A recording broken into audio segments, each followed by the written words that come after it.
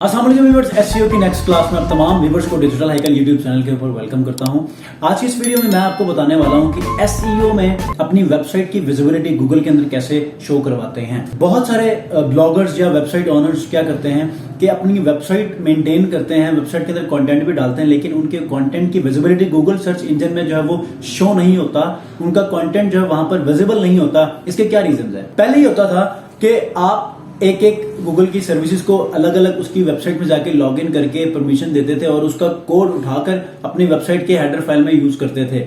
लेकिन अब आज की इस वीडियो में मैं आपको बहुत ही आसान तरीका, बहुत ही आसान प्लगइन लेकर आया हूं। वो क्या है कि साइट किट, गूगल का जो है अपना एक प्लगइन है साइट किट। इसके अंदर जो है वो तमाम की तमाम सर्विसेज वहां पर मौजूद हैं। जस्ट हमने वन क्लिक पर जो है वो उनको सर्विसेज को अलाउ करके अपनी वेबसाइट के अंदर उसको इनकॉर्पोरेट कर सकते हैं और तमाम के तमाम आपकी वेबसाइट के अंदर लैंड होने वाली ट्रैफिक को, उसकी डेमोग्राफिक को, तमाम डिटेल्स को जो है आप अपनी वेबसाइट के अंदर हासिल कर सकते हैं विदाउट गोइंग टू गूगल के तमाम पोर्टल्स। लाइक गूगल एनालिटिक्स से आपको वहां जाके पहले वहां पर कोड जनरेट करके अपनी वेबसाइट के ऊपर जो है प्लेस करना पड़ता था। सर्च कंसोल में जो है वो आप पहले साइन अप करके उसमें कोड जनरेट करके लाके आप वेबसाइट के हेडर फाइल में यूज करते थे। गूगल एडसेंस को कनेक्ट करते थे, गूगल एडसेंस को जो है वो पहले साइन अप करके वहां कनेक्ट करते थे, वहां से कोड उठा के आप अपनी हेडर फाइल में रखते थे।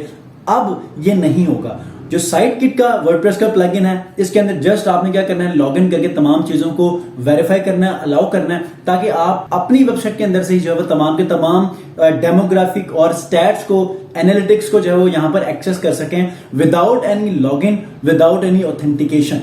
तो आइए लैपटॉप स्क्रीन के ऊपर जाते हैं और देखते हैं कि ये कैसे आप सेटअप करते हैं। जी व्यूअर्स, तो हम सिस्टम के स्क्रीन के ऊपर आ चुके हैं और यहां पर आपने सबसे पहले जाना है प्लगइन में।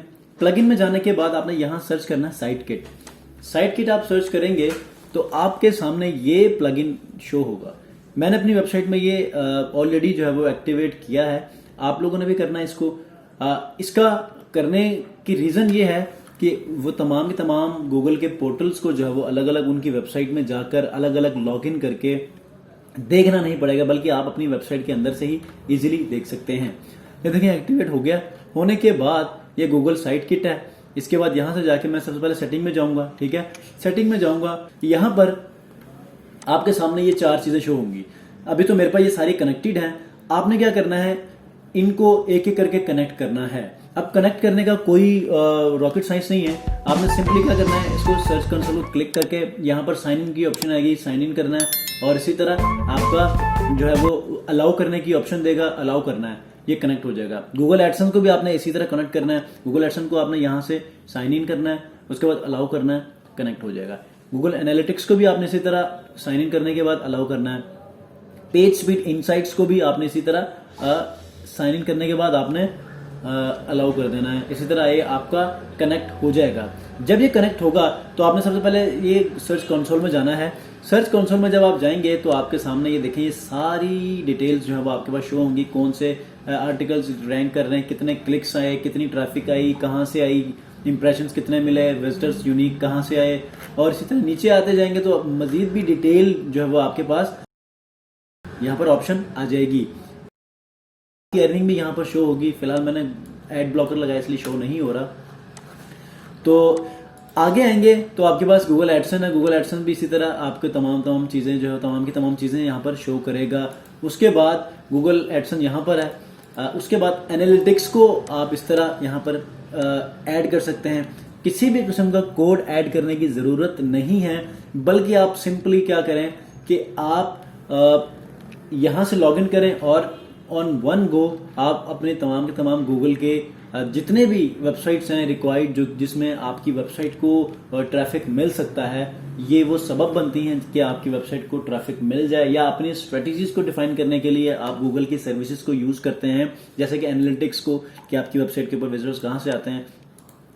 तो इस तरह आप अपने क्लाइंट्स को जज करते हैं, क्लाइंट्स की एनालिसिस करते हैं, फिर उसके बाद अपनी सर्विसेज को ऑफर करते हैं। ठीक है, तो इस तरह ये प्लगइन आप इंस्टॉल कर लें ताकि मुख्तलिफ वेबसाइट पे जाके अपना टाइम वेस्ट ना करें, बल्कि एक ही वेबसाइट, अपनी वेबसाइट के अंदर रहते हुए तमाम की तमाम चीज़ों को हैंडल करें, वो भी 4 वेबसाइट्स को बिना लॉगिन, बिना ऑथेंटिकेशन के। ठीक हो गया जी। नेक्स्ट वीडियो में मैं साइट में आपको कैसे जनरेट करते हैं वो आपको मैं बताऊंगा। आई होप कि आज की वीडियो पसंद आ चुकी होगी और आपने गूगल साइट किट का जो वर्डप्रेस प्लगइन है इसको यूज कर लिया होगा।